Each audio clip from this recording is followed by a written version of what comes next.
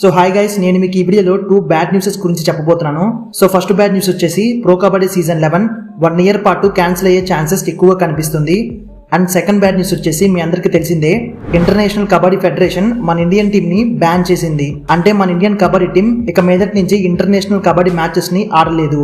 Asian kabaddi championship, kabaddi masters Dubai 2025 జనవరిలో జరిగే kabaddi world cup ని కూడా మన ఇండియన్ కబడ్డీ టీం ఆడలేదు.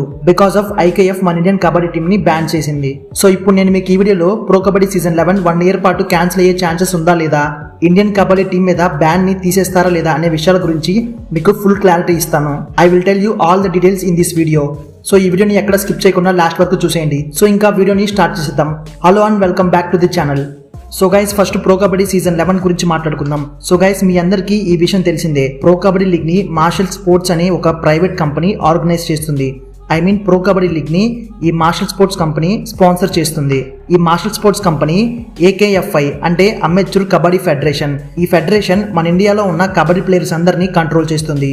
ఐ మీన్ మన ఇండియా తరపున ఇంటర్నేషనల్ కబడ్డీ మ్యాచెస్ ఆడాలి అంటే ఈ అమెచ్యూర్ కబడ్డీ ఫెడరేషన్ ద్వారా సెలెక్ట్ అయ్యి మన ఇండియాకి రిప్రజెంట్ చేయాలి. క్రికెట్లో బీసీసీఐ ఎలాగో కబడ్డీలో ఈ ఏకేఎఫ్ఐ అలాగా. సో అయితే మార్షల్ స్పోర్ట్స్ కంపెనీ కొన్ని years back amateur kabaddi federation తో ఒక కాంట్రాక్ట్ ని చేసుకుంది. ఆ కాంట్రాక్ట్ ఏంటంటే ప్రో కబడ్డీ లీగ్ అనే ఒక లీగ్ ని స్టార్ట్ చేసి నేషనల్ ఇంటర్నేషనల్ ప్లేయర్స్ ని తీసుకొచ్చి మ్యాచెస్ ని కండక్ట్ చేయాలని. సో అలా వచ్చిందే ఈ ప్రో కబడ్డీ లీగ్. సో అయితే ఇప్పుడు martial sports and amateur kabaddi federation చేసుకున్న కాంట్రాక్ట్ అనేది June 3, 2024 తో ఎక్స్పైర్ అయిపోయింది. అంటే కాంట్రాక్ట్ అయిపోయింది. బట్ మార్షల్ స్పోర్ట్స్ ఇంకా ఈ కాంట్రాక్ట్ ని రెన్యువల్ చేయించుకోలేదు. ఐ మీన్ మళ్ళీ ఏకేఎఫ్ఐ తో కాంట్రాక్ట్ చేసుకోలేదు. సో ఈ కాంట్రాక్ట్ అనేది డిలే అవుతూ వస్తుంది. సో దానివల్ల జూలైలో జరగాల్సిన pro kabaddi season 11 option postpone అయింది.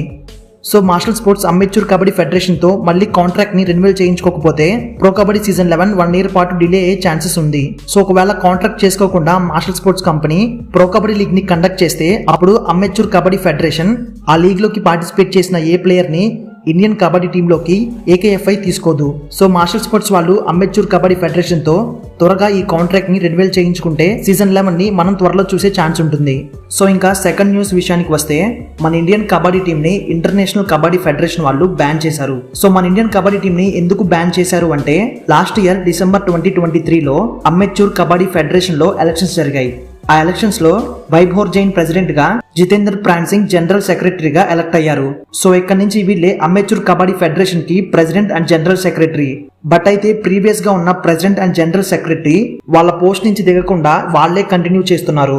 ఎలక్షన్స్ లో గెలిచిన వీళ్ళు అమెచ్యూర్ కబడ్డీ ఫెడరేషన్ ని రన్ చేయాలి. బట్ ఎలక్షన్స్ లో ఓడిపోయిన వాళ్ళు వాళ్ళ పోస్ట్ నుంచి దిగకుండా వాళ్లే కంటిన్యూ చేస్తున్నారు.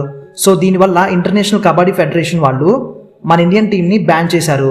అయితే ఐకేఎఫ్ ప్రెసిడెంట్ అయిన Vinod Kumar Tiwari, Indian Olympics association head అయిన పిటి ఉషాకి ఒక లెటర్ రాశారు. ఆ లెటర్ లో అమెచ్యూర్ కబడ్డీ ఫెడరేషన్ లో జరిగిన వాటి గురించి పిటి ఉషాకి లెటర్ లో ఇలా రాశారు. It has come to our knowledge that the administrator of AKFI has conducted the elections to the AKFI on 24/12/2023 and one managing committee has already been elected. At the management of AKFI continues to be with the administrator.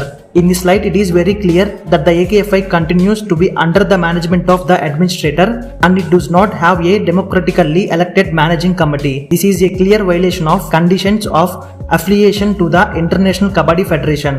Therefore, it has been decided that the team sent by AKFI shall not be allowed to participate in the first Senior World Beach Kabaddi Championship 2024 to be held in Iran 12 to 18 September 2024 and 6th Asian Indoor and Martial Art Games to be held in Thailand 23 to 28 November 2024. So ఇది reason IKF వాళ్ళు మన Indian kabaddi team ని ban చేయడానికి గల reason. So still ఇంకా ఈ problem ని sort out చేస్తున్నారు. ఈ ప్రాబ్లమ్ సాల్వ్ అయ్యాక ఈ బ్యాన్ తీసేస్తారు. సో మన Indian team as usual international matches లో పార్టిసిపేట్ చేయొచ్చు. అండ్ మన ఇండియన్ కబడ్డీ టీం కి ఇంటర్నేషనల్ మ్యాచెస్ లో చాలా మంచి పేరుంది. సో ఓకే గైస్, మీకు ఈ న్యూస్ మీద క్లారిటీ వచ్చింది అనుకుంటున్నాను. So that's it guys. So ఈ వీడియో మీకు నచ్చింది అనుకుంటున్నాను. ఈ వీడియో కనుక మీకు ఇన్ఫర్మేటివ్ గా అనిపిస్తే ఈ వీడియోని లైక్ చేయండి, షేర్ చేయండి. అండ్ అలాగే ఈ వీడియో మీద మీ ఒపీనియన్ ఏంటో కామెంట్ సెక్షన్ లో కామెంట్ చేయండి. సో నెక్స్ట్ వీడియో మళ్ళీ కలుద్దాం. By by.